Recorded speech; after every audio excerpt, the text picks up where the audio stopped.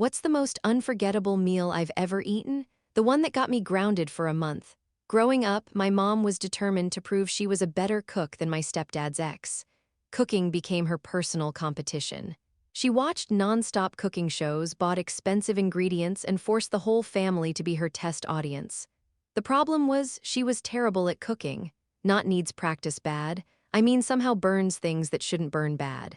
But we were never allowed to criticize her food. Ever. Once, my brother gagged on her special meatloaf, and as punishment, he had to write "Mom's cooking is a blessing" hundreds of times. That set the rules very clearly. When I was 14, she decided to enter a local cooking contest. The prize was a feature in the town newspaper, and she took it very seriously. She practiced for weeks on her signature dish: seafood spaghetti with a secret sauce. The sauce was bright orange and smelled wrong, like ketchup mixed with something that should never be near fish. The night before the competition, she made us sit down for a tasting.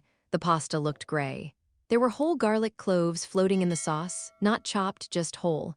My stepdad took one bite, went pale, and said, "Very creative flavor." My little sister started crying when my mom tried to make her eat a shrimp that was still half frozen. Then it was my turn. I tried, I really did. But the second I took a bite, I couldn't fake it anymore.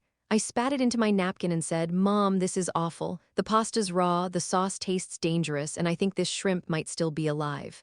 The room went dead silent. Instead of yelling, my mom got terrifyingly calm. She leaned back and said, "Oh, you think you can do better? Then the kitchen's yours." I should have apologized. I didn't. I stood up and said, "Actually, yes. I've been taking cooking classes at the community center for almost a year because I was tired of eating food that hurts." Her eye twitched. She told me to prove it, so I did. I went into the kitchen and started cooking.